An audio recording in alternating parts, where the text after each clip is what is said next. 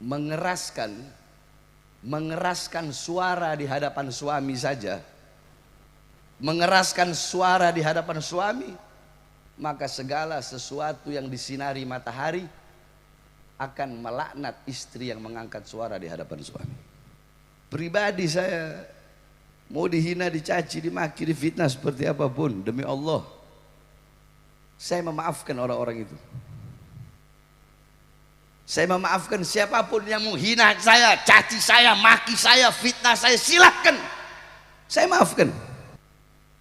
Dan saya memaafkan mereka karena saya nggak mau kalau saya tidak maafkan kelak di akhirat mereka yang menghina, mencaci, menghujat, memaki dan memfitnah, mereka akan diminta pertanggungjawaban. Saya nggak mau. Jaga kampung kalian dari laskar-laskar setan, ya, PWI yang sudah merajalela masuk kemana-mana, main-main bongkar-bongkar kuburan. Nanti tujuan akhirnya Islam yang akan dihancurkan. Pertama habaib dulu, habis habaib kiai-kiai, para santri-santri, pondok-pondok pesantren. Dibilangnya feodalisme, perbudakan lah apa segala macam. Jangankan cuma ngasih uang amplop ratusan ribu jutaan rupiah, nyawa, jiwa kami kasih untuk para guru-guru dan kiai-kiai kami. Assalamualaikum warahmatullahi wabarakatuh.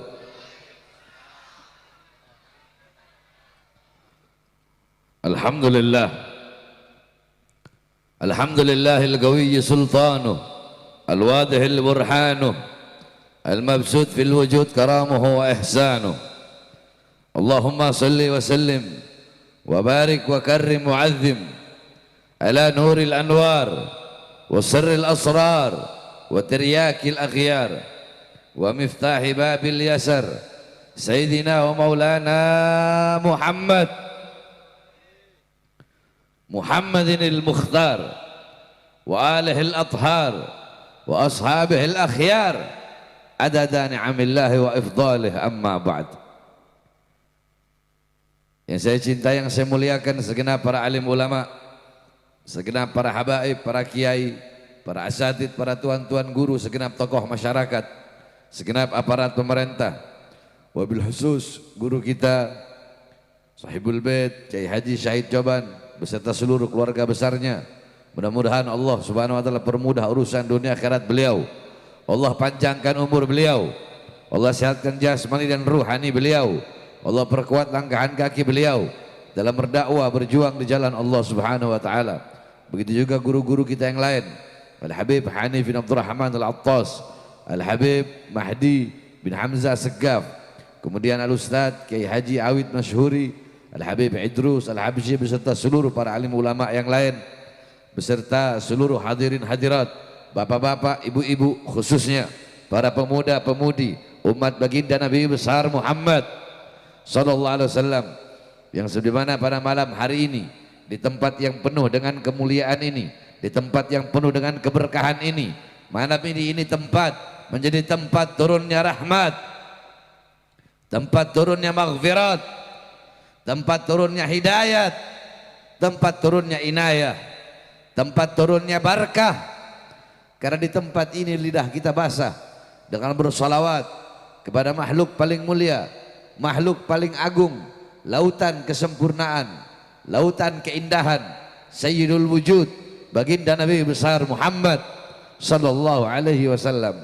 Saudara-saudara sekalian yang dimuliakan oleh Allah Subhanahu wa taala, manusia yang paling dekat dengan Nabi Muhammad kelak di akhirat adalah yang paling banyak bersolawat kepada Nabi Muhammad. Manusia kelak di akhirat yang paling dekat dengan Nabi Muhammad adalah manusia yang di dunia dekat dengan majlis-majlis baginda Nabi besar Muhammad. Manusia-manusia yang kelak di akhirat dekat dengan Nabi Muhammad adalah manusia-manusia yang di dunia dekat dengan majlis-majlis ilmu, dekat dengan majlis-majlis zikir, dekat dengan majlis-majlis sholawat.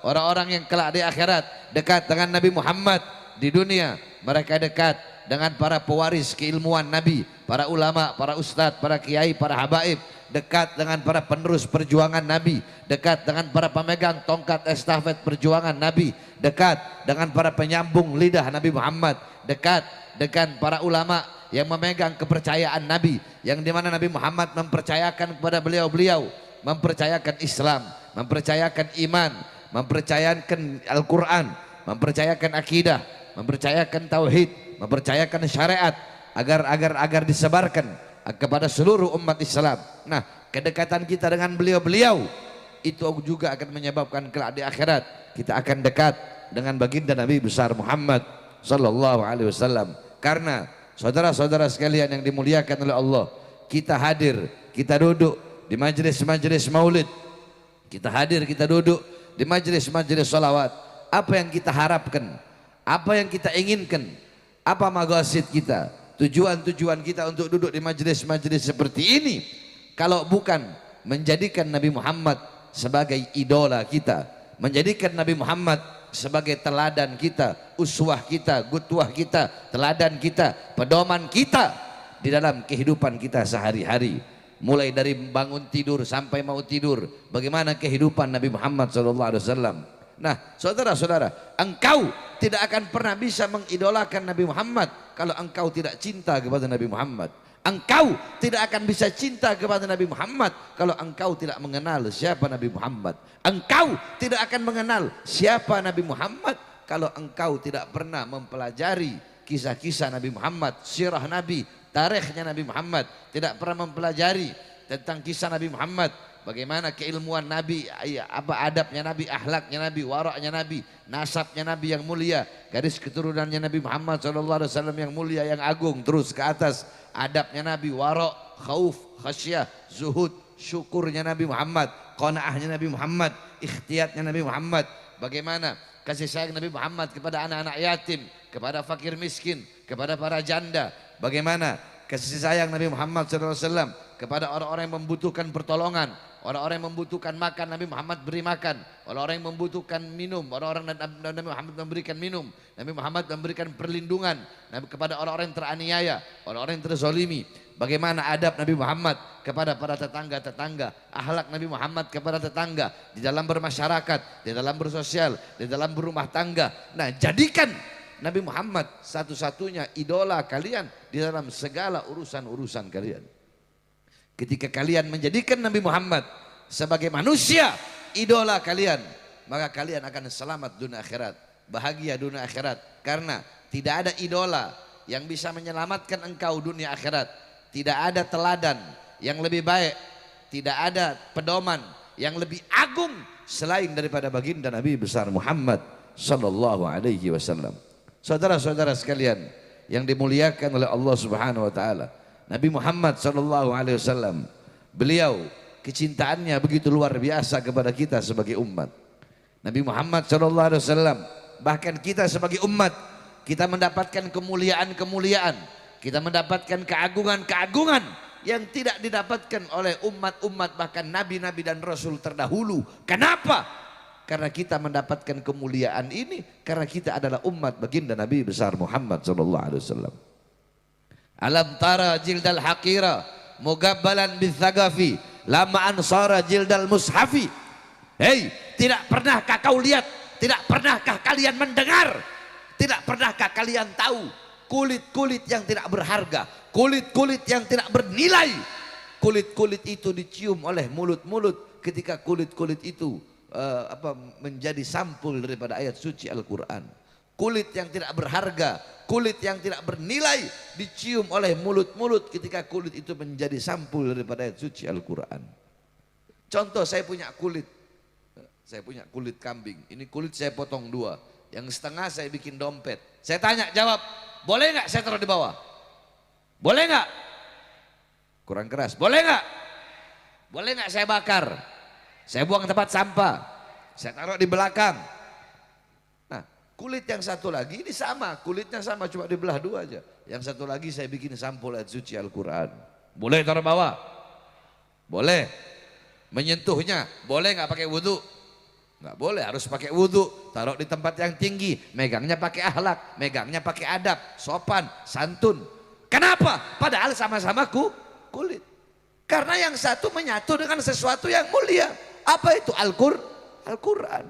Sehingga kulit itu menjadi mulia. Nah, kita ini ibarat kulit Nabi Muhammad adalah Al-Qur'annya. Sehingga kita menjadi mulia karena kita telah memuliakan baginda Nabi besar Muhammad. Jadi jangan bapak-bapak, ibu-ibu pikir Purwakarta bersolawat, terus masyarakat Purwakarta yang Nabi Muhammad butuh sama solawatnya kita. Enggak, kita yang butuh bersolawat kepada Nabi Muhammad. Nabi Muhammad tak butuh kita memuliakan maulidnya, enggak, kita yang butuh memuliakan kelahiran Nabi Muhammad. Di tempat seperti ini tempat saudara-saudara kita duduk di sini menyambung tali silaturahmi, bernilai ibadah. Kita duduk di sini mempererat ukhuwah Islamiyah, turun rahmat. Di sini kita bernilai ibadah. Kita duduk di sini membaca maulid Nabi Muhammad, sirah Nabi Muhammad, zikrul anbiya minal ibadah. Mengingat para nabi, mengingat para rasul, itu adalah ibadah. Kita duduk di sini mengingat orang-orang soleh, dikisahkan kisah-kisah orang soleh, zikrus solihin kafarah, mengingat orang-orang soleh, kafarah, tebusan bagi dosa-dosa kita. Kita duduk di sini berkumpul bersama para ulama, berkumpul bersama orang-orang soleh. Galar Rasul, man jalasa aliman faka'annama jalasani fid dunya, faman jalasani fid dunya ajlastuhu ma'i yaumal qiyamah. Kata Rasulullah, siapa orang yang duduk berkumpul bersama ulama di dunia, maka seakan-akan dia duduk denganku di dunia. Siapa orang yang duduk denganku di dunia, kalau ada akhirat akan aku dudukkan dia bersamaku. Engkau di dunia duduk bersama ulama, di akhirat tidak usah bingung, Nabi Muhammad yang akan mendudukkan engkau tepat di tengah-tengah baginda Nabi besar Muhammad SAW. Di majelis-majelis seperti pada malam hari ini, kita nanti makan bersama-sama.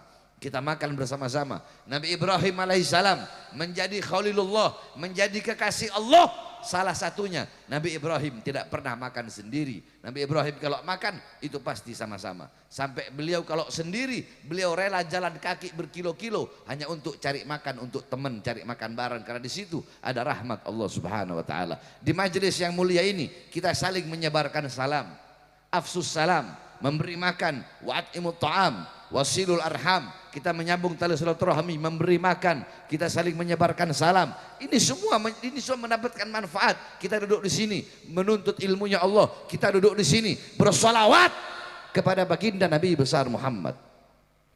Saudara-saudara, Nabi Muhammad mengenal umatnya lebih daripada seorang ibu mengenal putra-putrinya. Akan tetapi pengenalan Nabi Muhammad atas umatnya ini yang lebih daripada pengenalan ibu kepada putra-putrinya adalah pengenalan Nabi Muhammad kepada umat yang paling banyak bersolawat kepada baginda Nabi besar Muhammad. Sebanyak apa solawat engkau kepada Nabi, maka sedekat itu dan setahu itu Nabi Muhammad kepada engkau kelak di akhirat. Saudara-saudara sekalian, apa capeknya kita bersolawat kepada? Apakah capek solawat kepada Nabi? Tidak. Bersolawat kepada Nabi Muhammad tidak capek. Lebih capek kau kerja, lebih capek kau duduk di atas kursimu, lebih capek kau. Maka bersolawatlah kepada Nabi Muhammad SAW. Jangan biarkan lidahmu kering daripada bersolawat. Bapak-bapak, ibu-ibu, solawat ini amal yang luar biasa, amal ibadah yang beda daripada amal-amal yang lain. Dalam Al-Quran Allah SWT firman,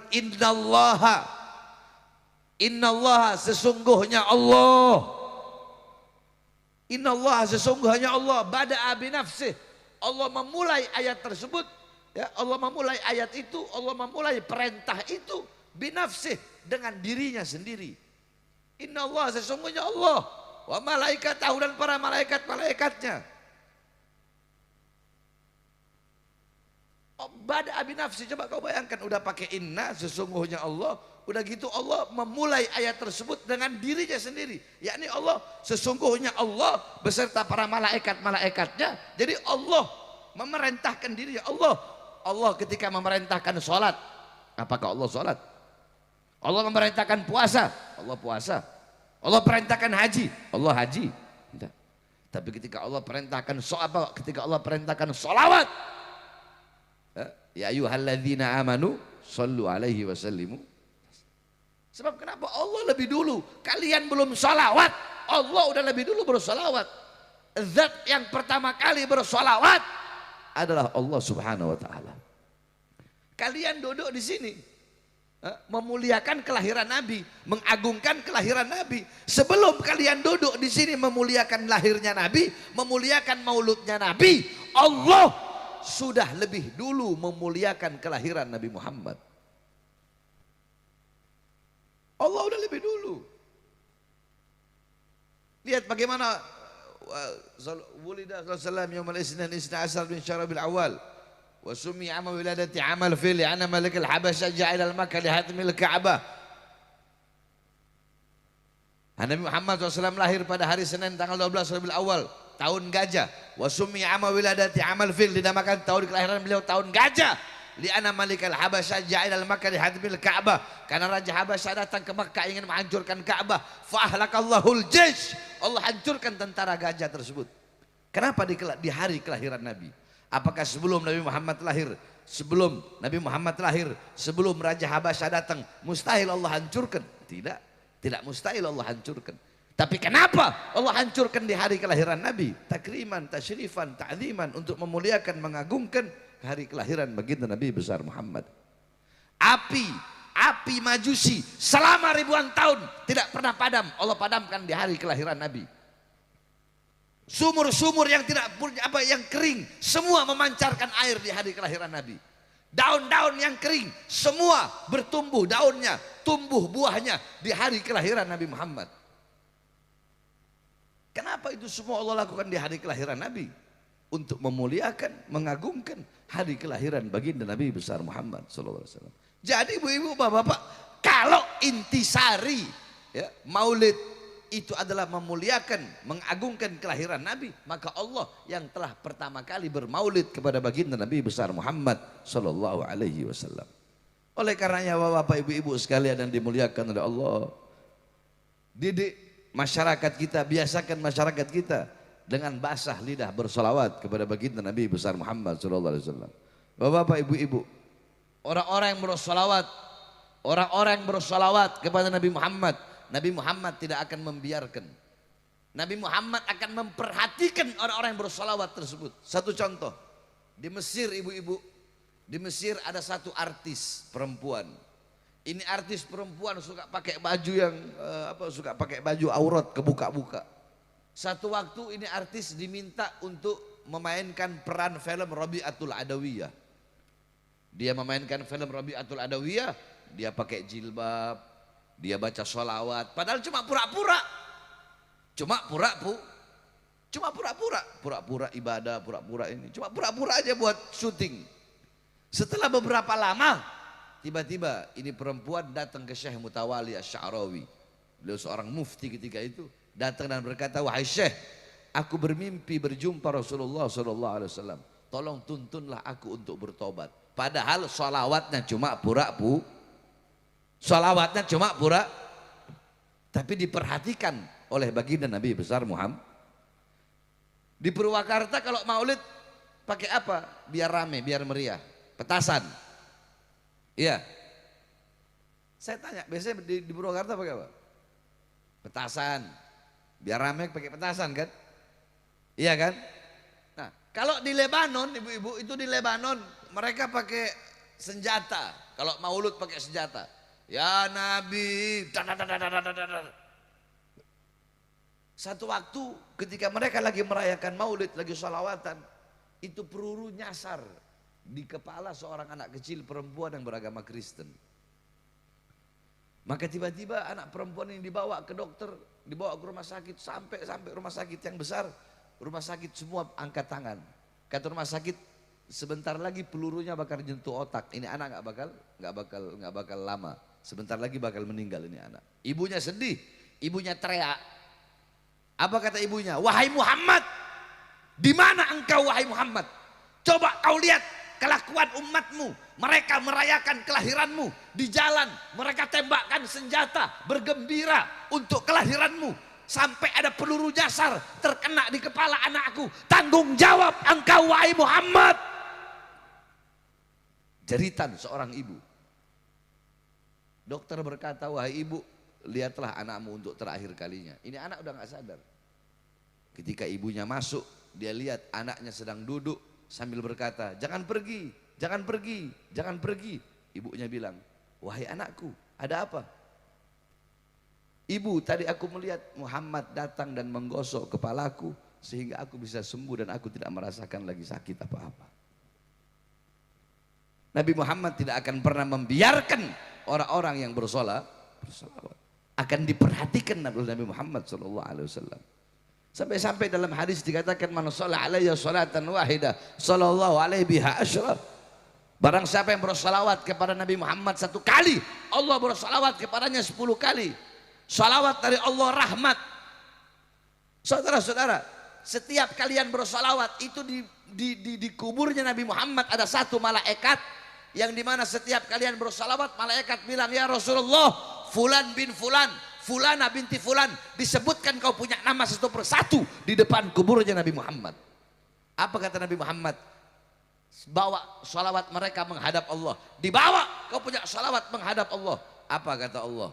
Akan aku jadikan dari setiap 1 huruf dari salawat yang mereka baca. Contoh, ya Rabbi sholli ala Muhammad, ya Rabbi, ya 1 huruf, alif 1 huruf, ra 1 huruf, ba 1 huruf, ya 1 huruf, ya Rabbi 5 huruf.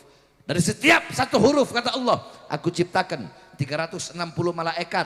Di setiap 360 malaikat yang memiliki 360 kepala. Setiap kepala punya 360 wajah. Tiap wajah punya 360 mulut. Tiap mulut punya 360 lidah. Tiap lidah malaikat itu akan memohon ampun atas dosa-dosa orang yang bersalawat tersebut. Bapak-bapak, ibu-ibu, bapak-bapak, ibu-ibu, sholat ria, sholat sombong nggak diterima. Puasa ria sombong nggak diterima. Haji ria sombong nggak diterima. Baca Quran ria sombong nggak diterima. Zikir ria sombong nggak diterima. Tapi kalau baca sholawat, mau kamu ria, mau kamu sombong, tetap diterima. Jadi sholawat ini luar biasa. Sampai-sampai diceritakan Allah punya 1 malaikat, bapak-bapak. Allah punya 1 malaikat. Ini malaikat Allah ciptakan punya 1000 tangan. Ada berapa tangannya? Di setiap 1 tangan ada 1000 jari.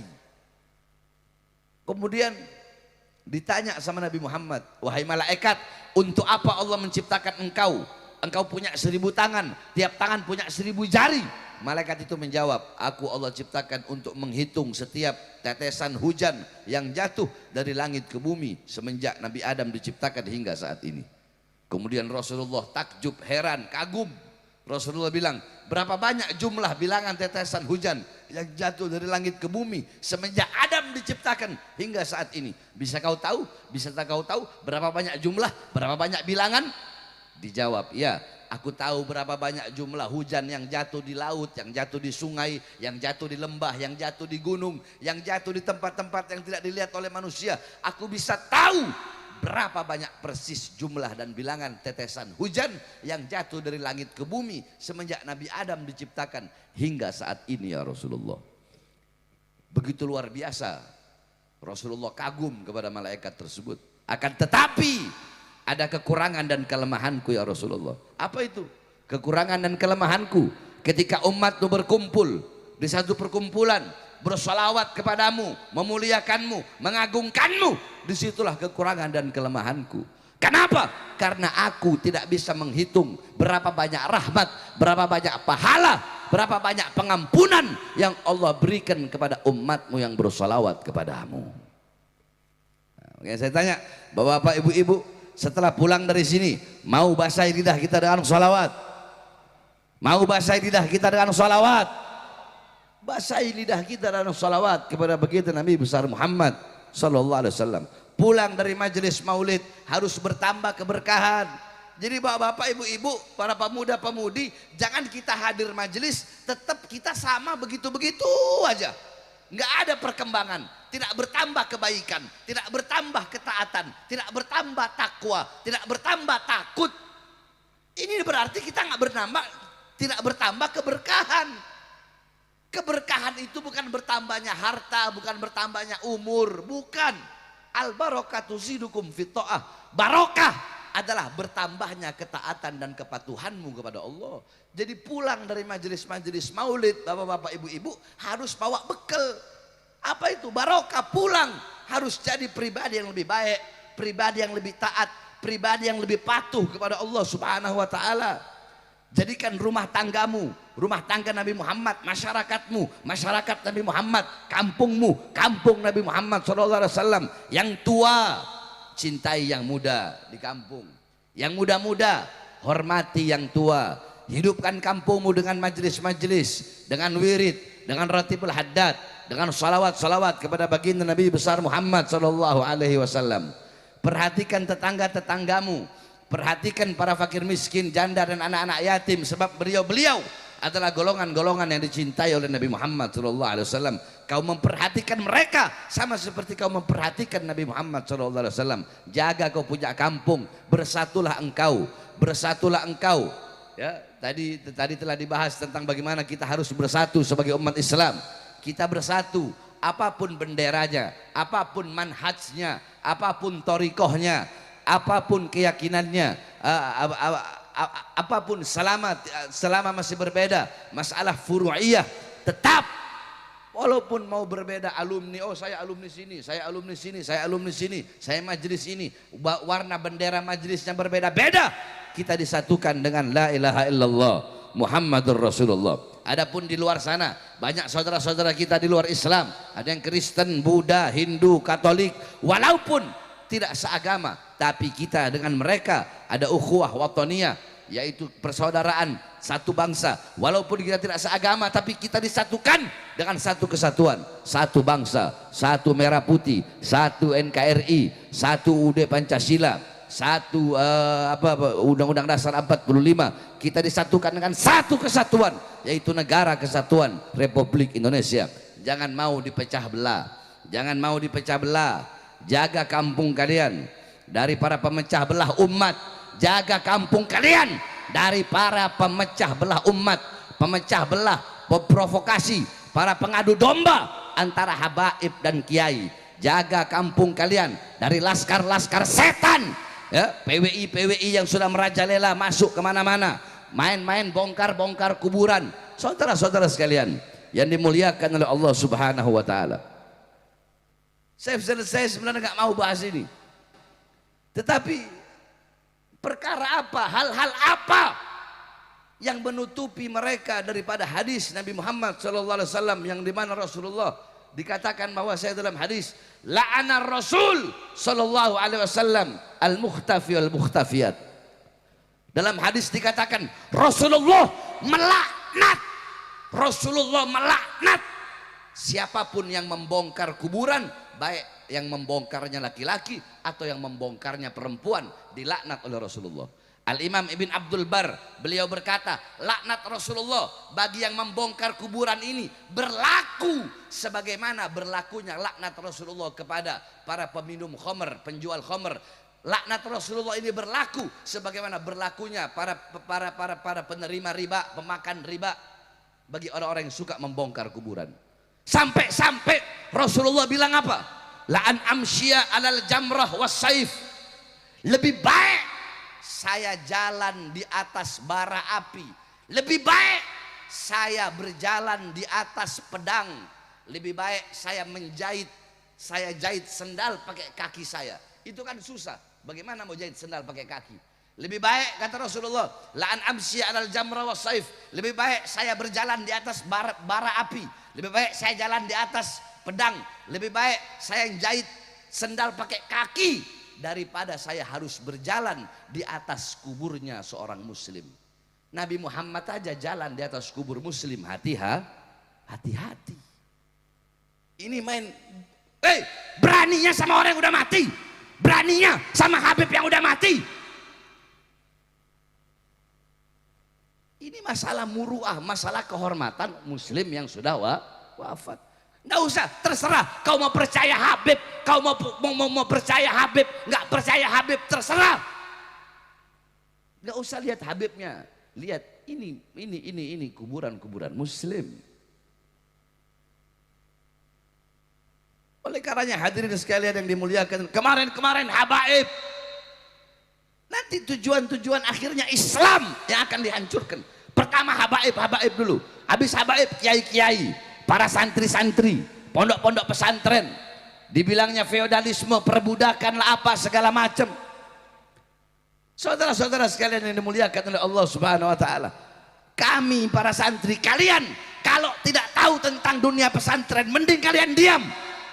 Kami para santri dibilang budak, saudara-saudara, kami para santri jangankan jalan menuju guru, menghadap guru, jangankan jalan pakai kaki, jangankan ngesot jalan pakai kaki, jangankan pakai kaki, jalan menghadap guru. Bagi kami para santri, kami akan merangkak pakai kedua mata kami untuk jalan menghadap guru kami. Itu kami para santri. Jangankan cuma ngasih uang amplop ratusan ribu jutaan rupiah, nyawa, jiwa kami kasih untuk para guru-guru dan kiai-kiai kami. Bukankah dijelaskan dalam kitab Sayyidul Afkar, gum lil muallimi wa fihim tabjila, kadal muallim an yakuna rasula. Berdirilah, sambutlah, berilah penghormatan kepada gurumu, karena hampir-hampir seorang guru itu menjadi rasul. Saudara-saudara sekalian yang dimuliakan Allah, kalian di luar sana yang tidak suka dengan dunia pesantren, tidak suka dengan kiai habaib, kalau kalian mau hina, silahkan hina kami para santri. Betul? Betul? Kami santri, hina kami sesuka hati kalian, caci kami, maki kami, tapi jangan hina, jangan caci kiai-kiai kami, guru-guru kami, jangan hina pondok-pondok pesantren kami, para habaib-habaib kami. Kalau kalian hina, menjatuhkan muruah kehormatan kiai kami, guru kami, pondok pesantren kami, maka kami para santri akan bangkit melawan kalian sampai titik darah penghabisan, saudara-saudara. Jangan, kalau nggak tahu dunia pesantren lebih baik mending diam. Kalau nggak tahu tentang dunia pesantren. Sampai-sampai Al-Imam Al-Iskandari, ibu-ibu, kata beliau apa? Uqaddimu syaikhi ala abi. Aku lebih mendahulukan guruku daripada bapakku. Kenapa? Li'anna abi sababul hayatil baqiyah, hayatil faniyati, wa syaikhi sababul hayatil baqiyati. Sebab bapakku adalah sebab selamatnya aku, adanya aku di dunia yang akan hancur ini. Sedangkan guruku sebabnya aku, selamatnya aku di akhirat yang kekal abadi. Makanya aku lebih mendahulukan guruku. Nah, oleh karenanya hadirin sekalian yang dimuliakan oleh Allah Subhanahu wa taala. Ya, ormas-ormas ini, ormas-ormas setan seperti ini yang suka bubar-bubarkan pengajian, suka memprovokasi umat, suka memecah belah, mengadu domba habaib sama kiai, jangan diberikan panggung. Jangan sampai masuk dan memberikan doktrin-doktrinnya kepada masyarakat yang ada di Purwakarta. Makanya saya tanya semuanya, jawab yang keras. Masyarakat Purwakarta siap lawan ormas pemecah belah bangsa, siap lawan laskar setan, siap lawan laskar para pengadu domba habaib dan kiai, siap lawan mereka yang suka membubarkan pengajian, siap lawan para koruptor, siap lawan para koruptor, siap lawan para pengkhianat bangsa. Angkat tangannya, Allahu Akbar, Allahu Akbar. Indonesia merdeka, merdeka, merdeka. Iya, jangan sembarangan, betul. Indonesia ini bukan milik presiden, bukan milik anggota DPR, bukan milik partai politik manapun, betul? Betul. Indonesia bukan milik PDI, betul? Bukan milik Gerindra, bukan milik PKS, bukan milik Golkar, bukan milik P3, bukan milik PKB, bukan milik partai politik manapun, bukan milik institusi manapun, bukan milik Kapolri, bukan milik Jenderal, bukan milik Panglima TNI, bukan milik Presiden, bukan milik anggota Dewan, tetapi Indonesia adalah milik kita bersama, bangsa dan rakyat Indonesia, saudara-saudara. Maka sebagai bangsa kita harus mendapatkan keadilan sosial bagi seluruh bangsa dan rakyat Indonesia, saudara-saudara. Makanya kita doakan mudah-mudahan para pejabat-pejabat dan pemimpin di negara ini menjadi pejabat dan pemimpin yang baik, yang istiqamah, yang melayani rakyat, Amin amin ya rabbal. Terakhir sebelum saya tutup, bapak-bapak ibu-ibu ingin menjadikan Nabi Muhammad sebagai idola? Ingin? Bapak-bapak ibu-ibu, saya ini dari dulu sampai sekarang fitnah, hinaan, cacian, makian, gunjingan dan segala macam itu makanan saya tiap hari. Nah, bapak-bapak ibu-ibu, saya pribadi saya mau dihina, dicaci, dimaki, difitnah seperti apapun, demi Allah saya memaafkan orang-orang itu. Saya memaafkan siapapun yang menghina saya, caci saya, maki saya, fitnah saya, silahkan. Saya maafkan. Sebab kenapa? Saya bersyukur kepada Allah. Ada yang menfitnah saya, menghina saya, mencaci saya, memaki saya bersyukur kepada Allah. Kenapa? Saya tidak banyak pahala, sehingga semakin banyak saya dihujat, dihina, dicaci, dimaki, difitnah, semakin banyak saya mendapatkan pahala dari mereka.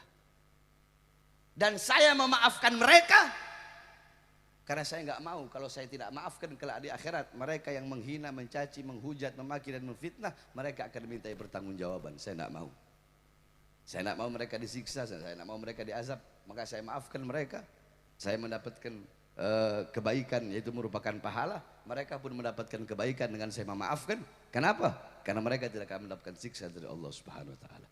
Ini salah satu akhlak luhur baginda Nabi besar Muhammad.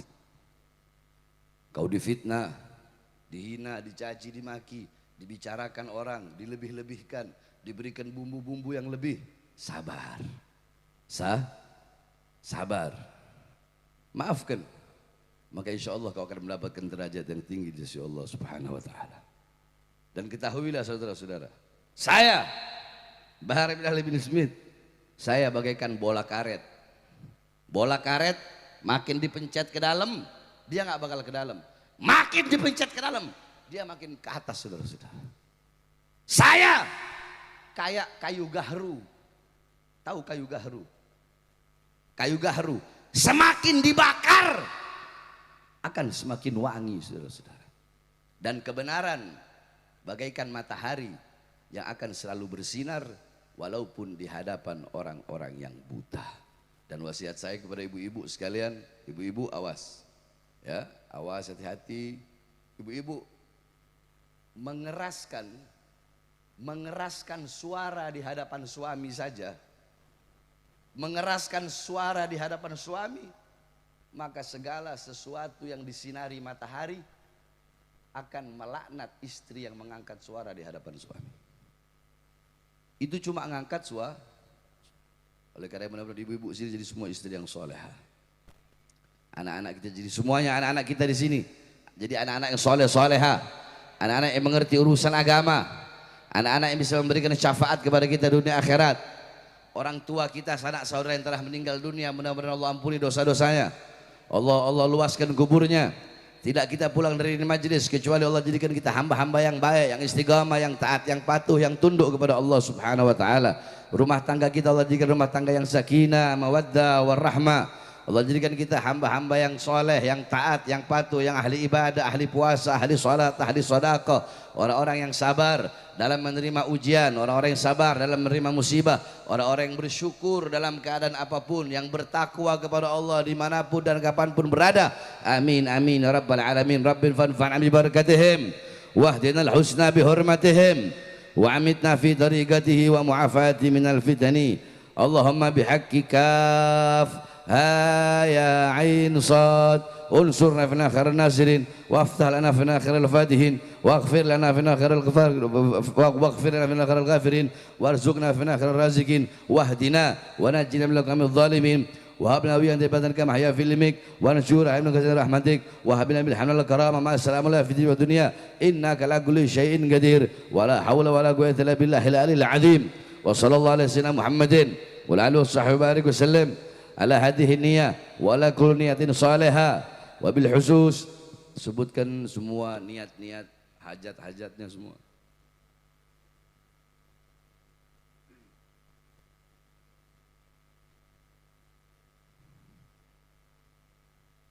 Amin amin amin amin amin amin rabbal alamin ya mujibas sa'ilin wa sallallahu alaihi wasallam Muhammadin wa ala alihi washabbihi wasallam alhamdulillah rabbil alamin sirril Fatihah.